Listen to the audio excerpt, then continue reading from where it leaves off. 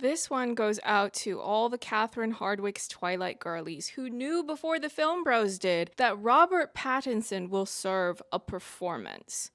Every time I died, they just printed me out again. Everyone asks, what's it feel like to die? Hi, I'm Lady Genevieve, and on my channel I talk about entertainment media. Ever since midway through last year, I've been doing these video duologies where I do one video about the source material of a film adaptation just to explain a bit about what's in that source material, and also maybe share some thoughts about how to adapt that material from print to screen, and then I follow up that video with a review of the film once it's out. And we are doing that again today with the upcoming Bong Joon-ho film MICKEY7 starring Robert Pattinson, which is based on the book MICKEY7 by Edward Ashton. Already we see a difference in the title, which I will explain first. The book premise reads, space colonist Mickey Barnes, aka MICKEY7, tries to survive in a beachhead colony on an alien world. The job he reluctantly signed up for is to be expendable, undertaking all of the most dangerous tasks necessary for a mission to colonize the ice world Nilfhelm. When one Mickey dies, another is cloned in his place with most of his memories intact, but at significant cost to the colony. Mickey's survival difficulties mount as the colony struggles for resources, native life forms become increasingly threatening, and circumstances result in the accidental creation of two Mickeys. Now, the film premise is somewhat similar. Wanting to get off of Earth, Mickey Barnes signs up to be an expendable, a disposable employee where after one iteration dies, a new body is regenerated with most of their memories intact. After one of his multiples, MICKEY7, unintentionally survives a human expedition to colonize the ice planet Nilfheim, he goes head-to-head with a new multiple, MICKEY18. Mickey Barnes is the name of the protagonist, and the number refers to which version of Mickey this is. When the first Mickey dies, a new version of him is generated, and that Mickey is known as MICKEY2. In the film, they've opted to go past 7 and 8, and all the way to 17 and 18. In the book, MICKEY7 is the protagonist, and MICKEY8 is the secondary duplicate character. Presumably, this will mean that in the film, MICKEY17 is the protagonist, and MICKEY18 is the secondary duplicate character. Before I talk you through the book plot, I do want to first say that the MICKEY7 book is a good read. There's also a lot of exploration and information for things related to the larger history and technology and lore of the world of the story. Mickey has an interest in history, so he likes to look up information on other colonization missions on other planets, and by sharing this information with the reader, it deepens your understanding of where Mickey is at emotionally, psychologically, and it also helps you to have more context on how things work in the entire process for these colonization missions. How they decide which planets to go to, what supplies they bring, the long process of trying to make a new planet habitable for humans, and a whole multitude of ways that things can go wrong. You're applying to be an expendable? You read through the paperwork. Yeah. I should have read through it. For the sake of trying to keep this video focused, I'm probably going to only skim or just skip a lot of those extra stories and explanations. It's a regular occurrence where you'll have a chapter of Mickey making his way through the main plot of the story, and then the next chapter has some sort of backstory about some other colonization mission that went wrong in a particular way that's relevant to what Mickey is currently thinking or worrying about. If you really want to get the full picture of this world and its lore, you should absolutely just read the book. Nonetheless, I will give you an abbreviated overview of the MICKEY7 book. Just to be clear, if I say Mickey, I'm usually referring to MICKEY7, unless it's the flashback about how he decided to join this mission and become an expendable. If I need to be more specific about which version of Mickey I'm speaking about, I will either say his name with the number, such as MICKEY2 or MICKEY3, or I will just simply refer to them by their number, such as 7 or 8. And that becomes particularly important when it's parts of the story where 7 and 8 are speaking to each other. You're all going to be confused if I refer to both of them as Mickey without being more specific. Although the backstory isn't the first thing that the book presents, I'm going to share that part first so that it's hopefully easier to follow than if I were to randomly tell you bits of backstory in the middle of the main plot. Mickey volunteered to become an expendable, and he always knew the job would be dangerous and that he would have to do jobs such as external repairs during interstellar transit, exposure to local flora and fauna, necessary medical experiments, exposure to lethal radiation poisoning, as well as engage in combat against any hostiles they might encounter. The expendable job was the only job available on the Drakkar, which was the ship headed to Niflheim. The lady who was doing the job interview was a woman named Gwen Johansson. Gwen is trying very hard to talk him out of the job during the interview, and when he asks why she's doing that, Gwen says that Mickey seems a decent sort, and she would have rather this job go to an a-hole. The job is not pleasant, and once he takes this job, he will never be able to relinquish it. Mickey sees himself as a historian, but that's not really a job that exists on Midgard, the planet he's trying to leave, because everyone has ocular implants through which they can look up any bit of known history at any time, but most people don't bother to do that, whereas Mickey is someone that has gone out of his way to see a lot of that information, read up on it, and study it. He thinks about how if he had been born in a somewhat earlier age in history, he would have been able to work as a low-level academic. The planet provides at least a standard stipend to everyone, so he has all of his basic necessities met, things like food and shelter, but he's been a bored young man, and as is often the case with those types of people, he spent an unfortunate amount of time finding ways to get into trouble. Mickey has a friend called Berto, whom he first met in school, Berto Gomez. He's played by Steven Yeun in the film adaptation. Berto is said to have been an obnoxious kid who was prodigy level good at nearly everything he ever tried. Berto was already set to join the Drakkar as a pilot, but before he left, he decided to circle back to play in some sports tournament.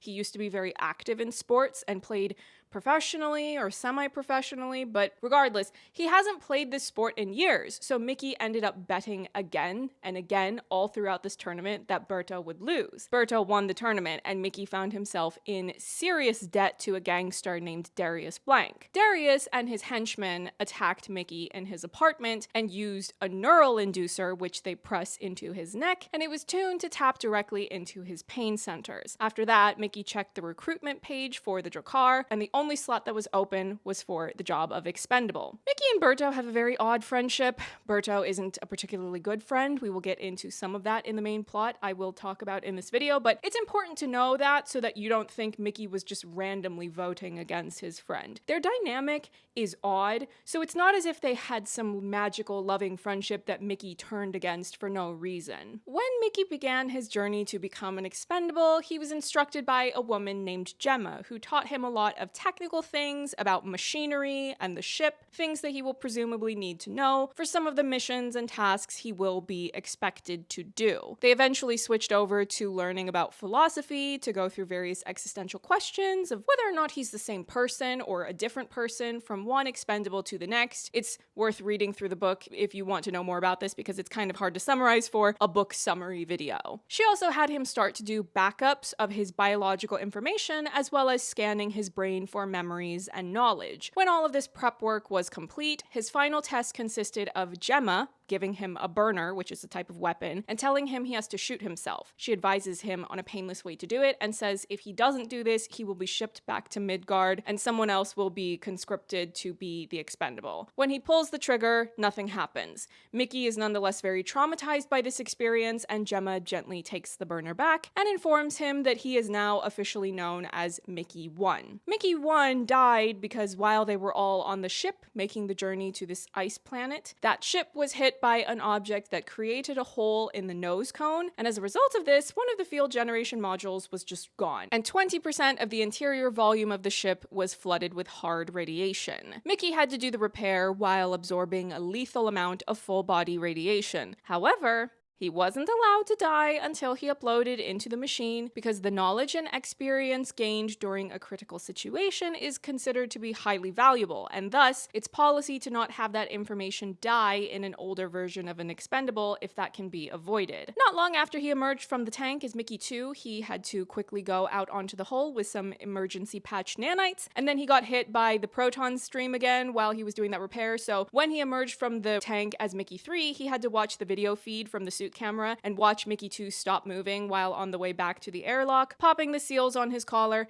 and exposing his naked face to the universe. Talk about a rough death, as well as traumatizing to have to watch it afterwards. Mickey has a romantic relationship with a woman named Nasha. They got together beginning when he was Mickey 3. Nasha is played by Naomie Ackie in the film Adaptation. He met her about a year after the collision that killed Mickey's 1 and 2. Nasha was the one to be more forward and pursue him, which was something he wasn't used to because people mostly avoided him on the ship because of various superstitions about expendables. Nasha's parents had been immigrants to Midgard from a planet colony called New Hope, because many of these immigrants were described in the book as being slightly darker skinned than most of Midgard's original population, as well as having a different accent. They experienced discrimination, even though Midgard had enough resources to provide for these immigrants. This caused political unrest, and Nasha was born right after a sit-in that had turned into a protest, which turned into a minor riot because at the time it was very hard for immigrants to find jobs that would hire them, and it was also hard to get their kids accepted into schools. As such, Nasha's life was always hard, and she never regarded Midgard as her home, so she was all too eager to get on this mission and go away to try to find a better life. Because the timeline jumps around a lot to the main storyline happening on the ice planet Niflheim, to flashbacks of Mickey becoming an expendable and going through these earlier versions of himself on the long journey on the Drakkar spaceship that traveled from Midgard to Niflheim, keeping track of some of the numbers can become a bit muddled, but as far as I can tell, that journey on the spaceship took years. Early on in the main plot of the story, MICKEY7's internal thoughts share that he's died 6 times in the past 8 years, so presumably a good amount of that time would have been spent on the ship. 7 is now based in a dome, the colony mission set up on the surface of this ice planet. On Niflheim, there are a couple of main threats they are dealing with in their efforts to survive. One of those is a lack of food. Everyone on the base is given a daily calorie ration. They can pick and choose what to eat depending on what's available, and also depending on how much they have in their calorie ration. If you get in trouble, one form of discipline that can happen is to have your daily calorie ration docked to a lower amount. The biologists are trying to get things to grow, and that's also been proving difficult since it's a new, largely unfamiliar environment, and it's also cold and icy, which isn't the most conducive weather to grow things in, even if it's within the walls of your dome base that isn't directly exposed to that cold, icy weather. Energy conservation is also important. Supplies for things in general are limited. Ideally, when a version of Mickey dies, they will want to have the body back so they can feed it back into the machine. Generating a new expendable requires a lot of energy, as well as protein and calcium, and thus it's easier to use the old body to help with that process. And there are also these creatures on Niflheim. They're referred to as creepers. They're described as being like bugs. Segmented body, 1 pair of legs to a segment, hard, sharp claws for feet. If encounters with creepers go wrong, humans usually end up dead. It's also common for humans to be distant or discriminatory towards Mickey because he's an expendable. They will either avoid him or be more hostile. One of the reasons that can cause this is natalism. If someone is a natalist, they follow the religion of natalism. One of the prime doctrines of the natalist church is the belief in the sanctity of the unitary soul. Natalists don't like backups, as they believe it's one soul to a body, and once your original body dies, your soul is dead as well. Therefore, all the new versions of Mickey would be regarded as soulless monsters, abominations. One of the natalists Mickey regularly has to deal with is Commander Marshall, the person in charge of the base, so more or less Mickey's boss. Marshall is played by Mark Ruffalo in the film Adaptation. But even if you're not a person that's generally antagonistic towards the concept of an expendable for that natalistic reason, there is another reason why once 7 and 8 accidentally exist at the same time, they're trying really hard to keep it a secret. There once was a man named Alan Menikova, and he was a super rich, generationally wealthy man from a political dynasty on a planet called Eden. Alan was a sociopath rumored to have murdered his parents, though that was never officially proven, in order to get his inheritance. He used that money to start a venture called Universal Eternity Inc. Much of what they were doing was kept very hush-hush, and it stayed behind closed doors in secret labs, until one day Alan emerged to reveal that he had invented a way to record and replicate a human mind. Basically, he pioneered the tech that would eventually be used to create expendables. He proceeded to do a demonstration of this, stock prices shot up,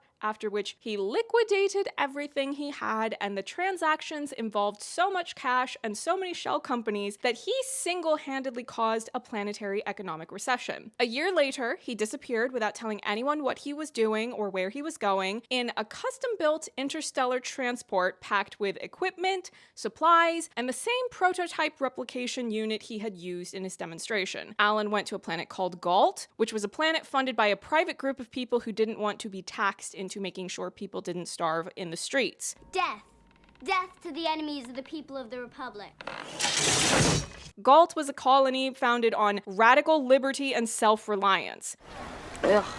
As such, they didn't have a singular government. They were fractured into different clans. Alan was taken in by one of the smaller clans, whom he charmed with some of the fancier tech and other supplies he had brought with him. 9 months after this, he had created almost 100 copies of himself and had built 2 more replication units. Another few months went by, and finally people began to notice that other people from the planet were going missing, because remember, creating a duplicate requires a lot of resources such as calcium and protein. The ideal source of raw materials for a duplicate is an already existing human body.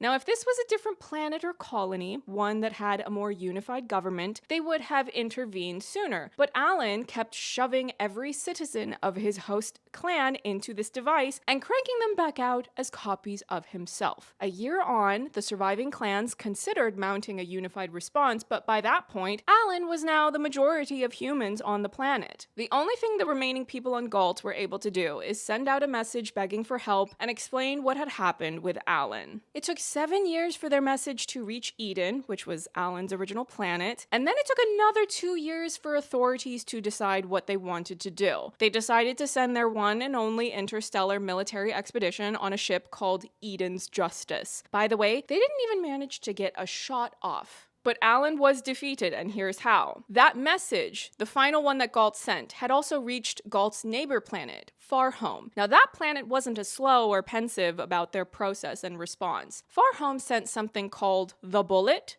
which delivered the energy equivalent of 200,000 fusion bombs to Galt's ecosystem over a period of roughly a picosecond. The Battle of Galt lasted all of 12 seconds. Galt was reduced to a ball of molten slag, which is something normally frowned upon because there aren't a lot of habitable planets for humans, but nobody blamed Farhome, they only blamed Alan. And that is the detailed but still interesting reason why most people are wary of the idea of multiples, aka more than one expendable version of a person existing at the same time.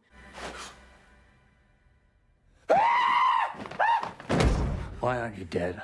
Multiples. Now I would like to transition into the main plot of MICKEY7, which should mostly stay in the one period of time, beginning from how it came to be that 7 and 8 exist at the same time. There will still be some flashbacks, but I've given you most of the backstory already to give you a very large, sturdy foundation. MICKEY7 was out on a mission, and he got distracted by looking at a boulder, which was shaped like a monkey's head. He didn't look where he was going and fell into a hole. He has an arm injury as a result of this, and he messages Berto asking to be rescued. Berto says he can't rescue Mickey because it's too much of a risk, and it's risk he simply cannot justify, so he's going to simply file a loss report and Mickey will be regenerated. Except the hole is only 3 meters deep. The subtext of this scene is very clear in that Berto is not concerned enough about his so-called friend. Nasha, however, is fully ready to come try to rescue Mickey, but he tells her not to do that because Mickey loves her, and he's worried that all of that activity will risk her safety and that creepers might try to get her if she comes down there. Mickey hasn't been backing himself up for the last 6 weeks. Expendables are supposed to regularly back up their memories into the system so that if and when a new one has to be generated, it will be more or less up to date on things. Mickey ends up deciding that he's actually not cool with dying, so he gets up and begins to walk. He discovers some tunnel, picks one, and keeps walking. The temperature starts to get warmer, so he thinks that's a good sign until all of a sudden he sees something that looks similar to what the colony knows as a creeper, except some of its physical features are slightly slightly different. And the main difference is that it's significantly larger. The creature picks him up and Mickey is terrified at first, but the creature is carrying him somewhere and the journey lasts long enough that Mickey falls asleep. After some time, the creature puts Mickey down, gives him a gentle shove, prompting Mickey to push on the tunnel wall near him, and he is able to observe daylight coming from inside. So he looks out this hole and he sees that the dome is just a few kilometers away. It's still morning, and this is the morning after he fell down the hole, and it's early enough that people are still asleep. So he heads to the dome. It takes him about an hour to reach there. A man named Gabe Torricelli is the security goon running the checkpoint to the main lock of the dome. He's an okay guy, at least by the standards of being a security goon, so he lets Mickey in without his ID badge. Mickey heads to his rack, which is the name for his bedroom, or the dome equivalent of an apartment. And once he gets in, he is alarmed to discover that Mickey 8 is in his bed. 8 is also horrified when he sees 7 enter the rack. At this point in the story, Mickey is said to be 39 years old, if you were interested in that sort of detail. 7 and 8 talk for a bit. 7 shares how he hasn't been uploading in over a month, and he hasn't done laundry in a while either because, well, it's been a rough few weeks. They realize that one of them has to go because command will come down very hard on them if they are discovered to exist as multiples. It would also be difficult to survive because they only get a daily ration and they would have to split that between them, and food is already limited. They decide that they will go to the cycler and figure out which of them will go into it. But first, 8 needs to clean off the goo from being generated and emerging from the tank, so he leaves to take a chem shower. Berto visits Mickey's rack and 7 hides his sprained wrist under the blanket. The reason Mickey was outside was because Marshall is so obsessed with the creepers and Mickey had to map out the crevices around the dome and scout them for creepers. Berto lies to Mickey about how 7 died, all the while not knowing that he's talking to 7 and not 8. After this, 7 and 8 meet at the cycler and do rock, paper, scissors to determine which of them gets cycled, and 7 loses. 7 is terrified of the notion of having to go into the cycler, and 8 feels bad, so he says they should just go back upstairs and they will figure something out. In the meanwhile, they are going to have to split their meal card. 7 tells 8 about how Berto abandoned him in a cavern last night, so Berto is not to be trusted. They're not sure yet whether or not Nasha can be trusted with this information about them being duplicates, but they decide not to tell her for the time being because they love her and they want to keep her out of trouble. 7 has breakfast with Nasha, who thinks it's odd how little he's eating. Typically when you regenerate, you're extremely hungry, so you would be consuming a lot of calories upon waking. Nasha tells Mickey that it's very difficult emotionally for her to deal with when he dies. She had stuck around within comm range for a while the night before, hoping that Mickey would change his mind and let her try to rescue him. Berto comes by and asks Mickey about his wrist, and he's suspicious because his wrist had seemingly been fine when he saw Mickey in the shower room, because that was 8 he saw in there,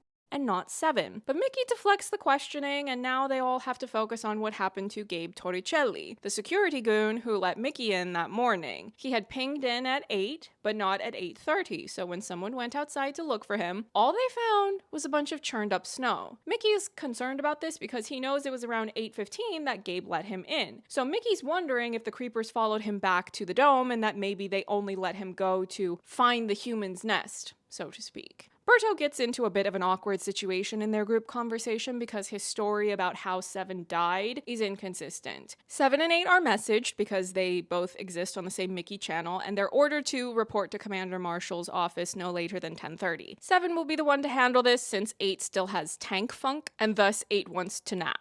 7 is internally jealous of 8 when Nasha propositions 7 to finish what they started in the shower, but he can't really unpack that right now because he needs to go see Marshall. So he arrives at Marshall's office at 10:29. Marshall asks him which iteration he is, and he lies and says he's 8. Berto is also at this meeting, and he gets in trouble for being reckless in costing them 71 kilos of protein and calcium. See, Berto's story is kind of shaky about why 7 wasn't rescued, but the main reason Berto is in trouble is because he didn't even retrieve 7's body. So from Marshall's point of view, Berto's actions have removed nearly 300,000 kilocalories from the energy budget. As punishment, Berto and Mickey's daily food rations are docked by 20%. That's eventually going to prove extra problematic for Mickey because they already have to split the limited food ration they're given between 7 and 8. After this meeting, Mickey lashes out at Berto because Berto had claimed to him that he was eaten by creepers. That was the conversation where Berto was talking to 7 but thought he was talking to 8. But in actuality, What that meeting revealed is that he just left Mickey down there to die. Mickey tells Berto that he now wonders how many other times he's lied to him about what happened in the lead up to a Mickey death. Berto does seem to feel bad once Mickey puts it that way. The narrative does make it pretty clear that Berto sucks, but they don't try to paint him as a cartoon villain. He's presented as a nuanced character capable of having these moments once in a while where you can see that he's capable of being a better person if he were to make an actual effort to overhaul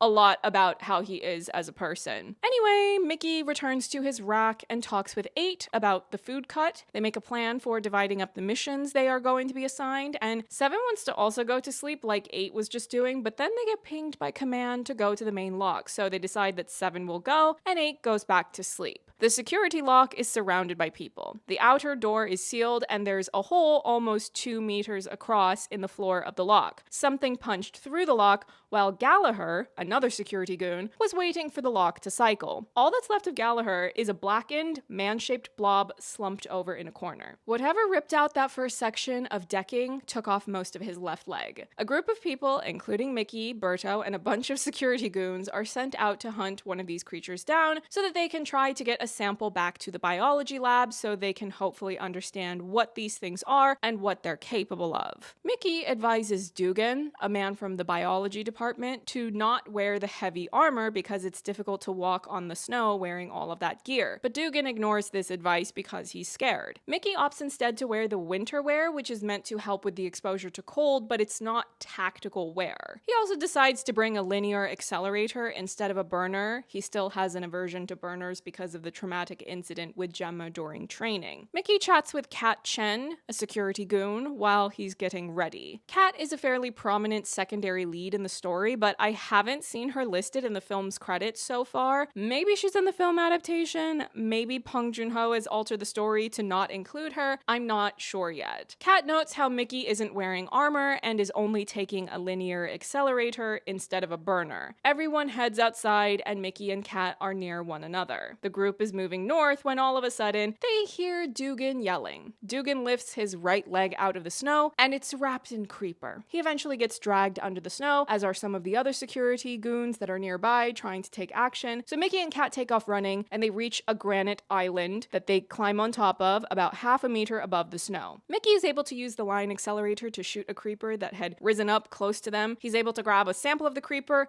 he hands that sample to Kat, and together they latch onto a grapple Berto has lowered and they're able to make it back to the cargo bay just in time. Marshall is furious at these few survivors coming back, particularly the fact that Mickey has survived while so many other people from the security team have died. Marshall questions Mickey about abandoning Dugan, although there was nothing he could have done about that. And also he questions him about whether or not he knew that burners were ineffective weapons against creepers. After all, Mickey didn't go out with a burner, he brought an accelerator. Mickey explains again that he's better trained to use an accelerator. Even Kat Chen backs Mickey up because he didn't do anything wrong. Marshall is still highly suspicious of Mickey, but there's not much else he can do to him at the moment. After this, 7 eats a lot of the remaining calories for the day because he almost died while 8 was napping. Then returns to the rack to tell 8 what happened, and 7 is exhausted and needs to sleep. This is when we're introduced to the fact that 7 has been having a recurring dream. This is one of the reasons he hasn't been uploading to the machine lately, because he's worried that if they have access to this particular detail, they're going to think that he has a glitch, try to get rid of him, and just start over by generating a new version of him. In this dream, he's back in Midgard in the woods,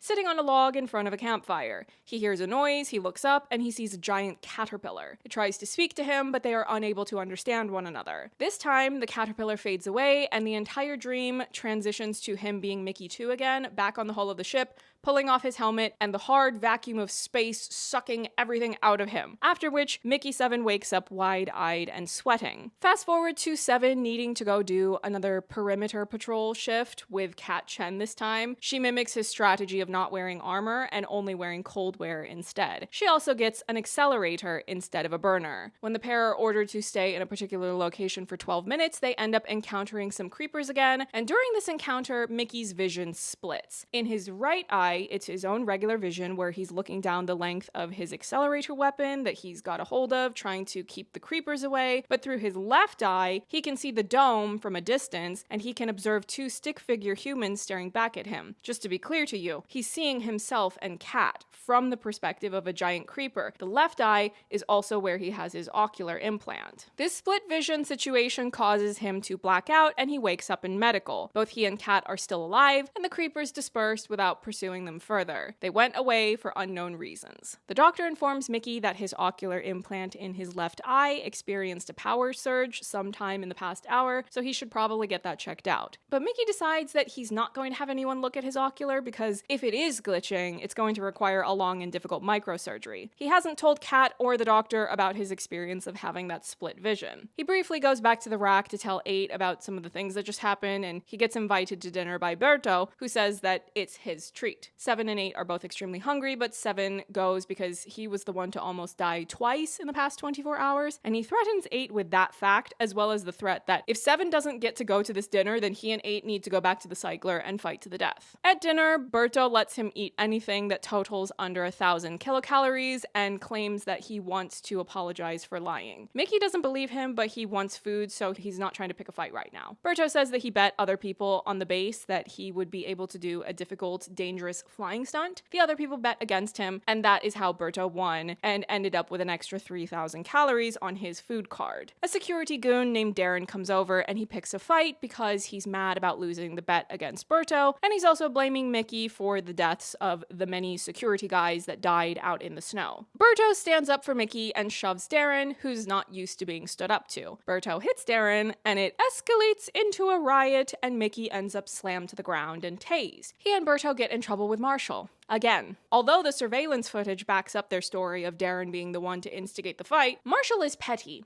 religious, and spiteful. He also knows about the bet, and he doesn't like it, so he docks both of their food rations by another 10%, and assigns Berto far more work to try to keep him too busy to be able to get into more trouble. 7 delivers the bad news to 8, who is horrified and very hungry, so when Nasha messages Mickey to hang out, 8 insists that he be the one to hang out with her so that he can nudge her into getting him some food. 7 leaves the rack since Nasha is going to come there to meet with 8, but then he, for some reason, goes to hang out in the cafeteria, and then he realizes that obviously 8 and Nasha will come there since 8 wants to get food. So he goes to the gym instead, because the gym is a place that people don't really use, because people don't care much about exercising during a famine. But much to 7's surprise, when he goes into the gym, Kat's there. She's in there getting extra energy out because her bunkmate died. When 7 mentions that he can't go to his bunk right now because Nasha's in there with someone else, Kat says that she now has an extra bed that he can use. So the two of them end up pushing the beds together, and basically both of them sleep on Kat's bed, her out of habit, and him from feeling weird at the idea of being in the bed of a person who just died. Nothing salacious happens because he was too focused on being jealous of Nasha and 8 being together, and she just needed a warm body to keep the psychological, emotional, figurative monsters away from all this recent death and trauma. 8 has to do the Mickey assigned job for the day, which is a shift in hydroponics, where he will try to get some half-dead vines to sprout tomatoes. Kat's shift doesn't start till noon, so they both go and take chemical showers and head to the cafeteria. She invites him to ping her, so basically text her around 2200 and they will spend some time together again if he's free. 7 wants to take a nap, but then he gets spotted by a worker who asks him why he isn't doing his shift, and 7 quickly comes up with an excuse about needing to go get something from his rack. Once he gets there, it takes him a bit to calm down from the stress of almost being caught, but eventually he's able to go to sleep, where he ends up in the caterpillar dream again. This time the caterpillar is chasing him, and he's in the tunnels, running blindly in the dark while hearing the sound of tiny feet chasing him. He wakes to the sound of the door opening, and it's 8 who has returned from his shift. 8 also ran into Kat Chen, who reminded him to ping her. 8 asks if she and 7 are physically involved, and 7 says no, they're not. 8 also says that Chen said his hand looked great, but seemed confused when 8 responded that he didn't know what she was talking about. 7 looks down and sees that 8 didn't have his hand wrapped. to match 7. Well, that's not good. So 2200 arrives and Mickey doesn't ping Kat, but she does ping him, saying that she wants to talk, so he agrees to go meet her in the gym again. On the way there, he notes that he keeps receiving these strange messages that contain gibberish text. He assumes that it's 8 sleep messaging him. Upon arriving at the gym, Kat confronts 7 about the fact that there are 2 of him. She asks if he thinks he's immortal, and he says he doesn't know. She says she's been thinking a lot about dying, and tells Mickey that she likes him, and if it weren't for the whole multiple thing, perhaps things would be different between them. She tells him to say hello to the other him, and it's unclear whether or not she intends to expose them, but he presumes that if she was going to do that, her reaction in meeting with him would have been more negative. 7 returns to his rack where he finds Nash and 8 in bed together, hooking up. Nasha also knows now that there are 2 of them, and 7 shares about what happened with Kat Chen and that he doesn't think she's going to expose them. For the next 2 hours, 7, Nasha, and 8 all hook up together. What do we think? Will that be in the film? How would you even film that? This is so exciting! Are you guys having sexual intercourse?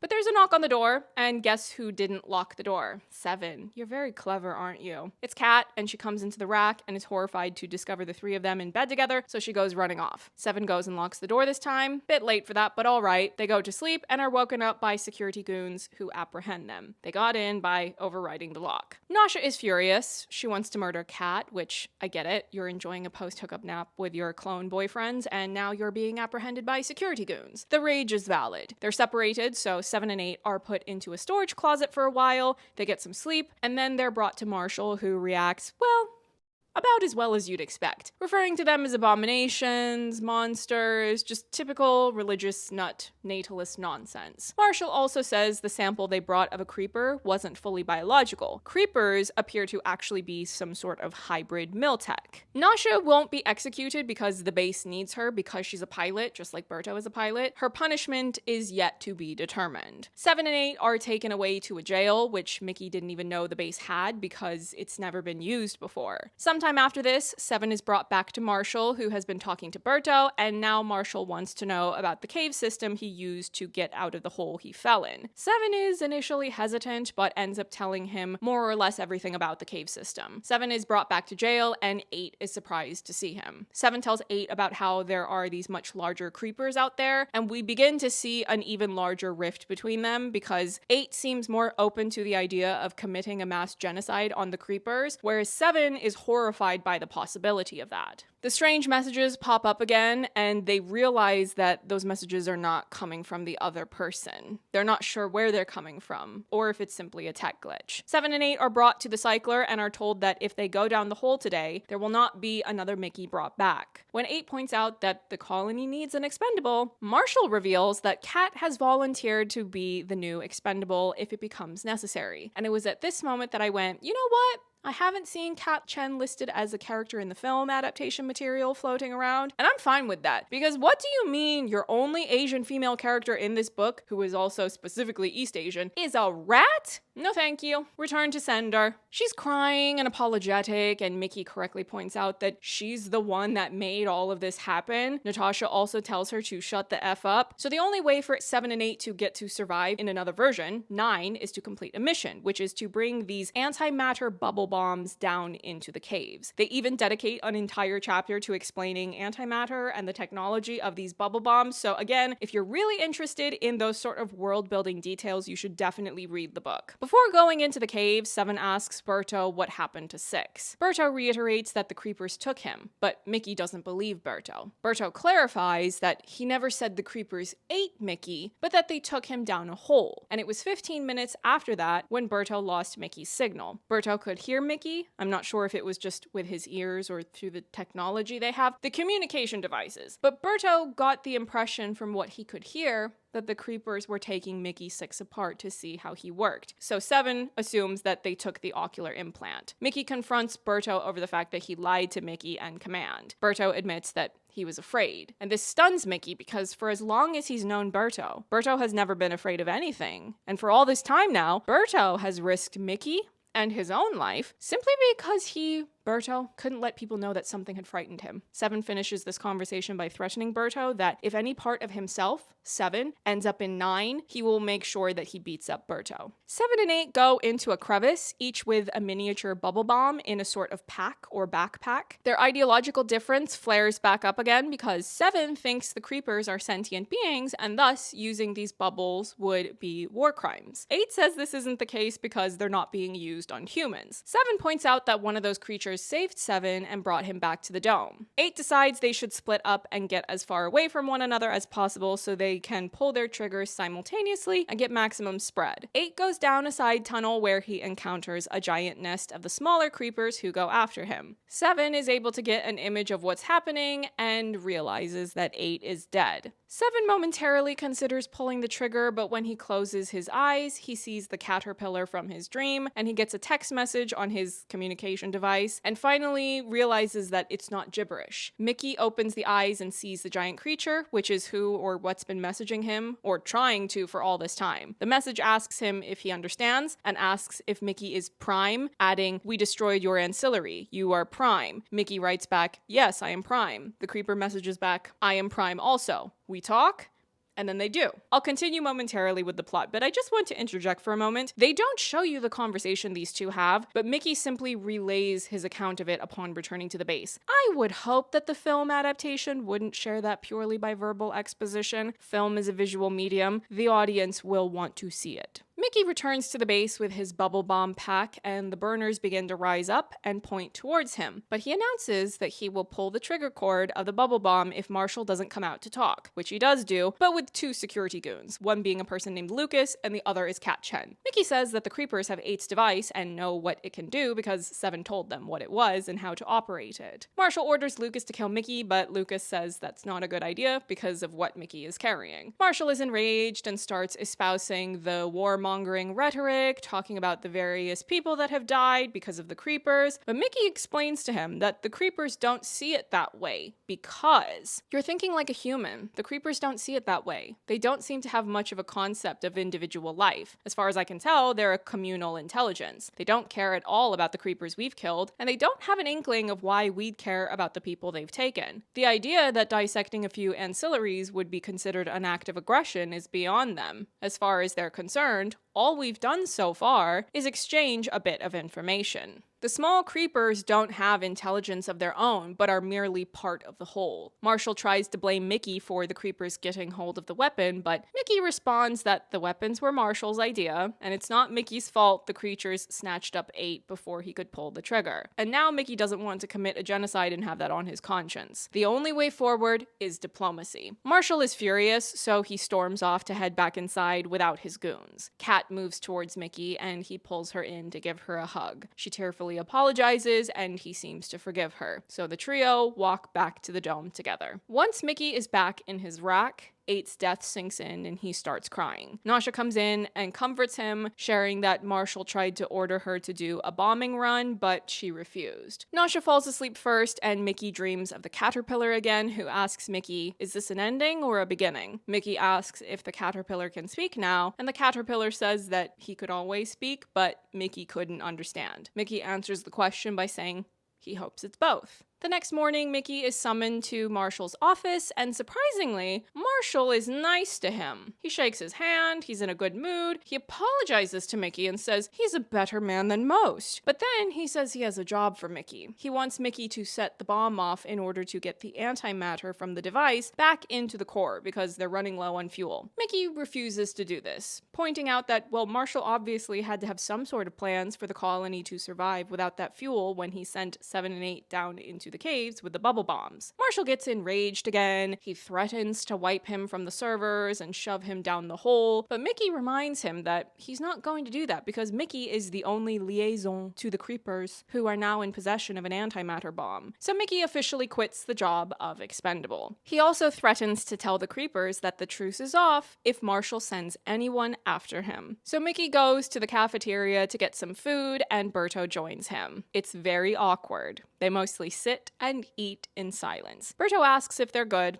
and Mickey punches him in the eye, and then he says they're good. Mickey walks out while Berto's eye begins to turn purple, and Mickey thinks about how this is the first day of the rest of his life. Sometime onward, the colony learns that it's not actually a full-time ice planet they're living on. There is, in fact, a springtime season. The temperature begins to rise, the snow melts, and as a result, there's exposed soil. Things are growing. So the scientists can hopefully start to make more progress now with growing food. There have been no incidents with the creepers. Mickey asks Nasha if she would like to go walk outside. They still have to wear rebreathers, and they don't know if and when the atmosphere will adjust enough for humans to be able to walk around without them. They go on a long walk, and Mickey leads her far out until they reach the entrance to part of the creeper tunnel system. There's a small shelf under which there's a jumble of smaller rocks, and Mickey reveals that 8's pack is hidden there. The truth of his encounter with the creeper during the story's climax is that he simply asked for the pack back because the creepers had no idea it was a weapon. Mickey tells Nasha that although he doesn't care much about the majority of the people in the dome, because they've always been rather mean to him, he would rather die than let anything happen to her. Mickey's general plan was to wait until Marshall dies, come back, retrieve 8's pack, and bring it to the new, hopefully more reasonable commander, and claim that the creepers decided to return it as a gesture of goodwill. He has no backup plan at the moment. Whether or not this is a good plan is debatable, but all things considered, he did the best he could under the extreme circumstances, and the end result is that they're all alive, living conditions are better and safer, and the future looks brighter than it ever did before. Overall, this was a decent book. I found it especially interesting how much attention to detail there was in the world building, although I'm not sure how much of that will be used or reimagined for the film adaptation. I would predict that a fair bit of it will get skipped or glossed over, since films have to abide by a runtime, whereas books can more easily meander and go on side tangents to give you a full chapter of backstory about this or that world building detail the way that this book did. Out of everything I've read this year specifically to do videos about source material for upcoming adaptations, I would say that this one is my favorite. Maybe I like the very last bit of The Housemaid. I have a thing about feminine rage. But as a complete work, this one stands above the others. It's peculiar to see Robert Pattinson downright giddy and gleeful on a press tour, but the vibe is infectious and I can't help but admit it's boosting my enthusiasm, so we'll have to circle back in a month or a couple of weeks. I don't know exactly when I'll be editing this video, so it will probably get published closer to the film's release. And at that point, we can see how the film adaptation compares. Every time you die, we learn something new, and humanity moves forward. Oh, man, he's alive. It's fine.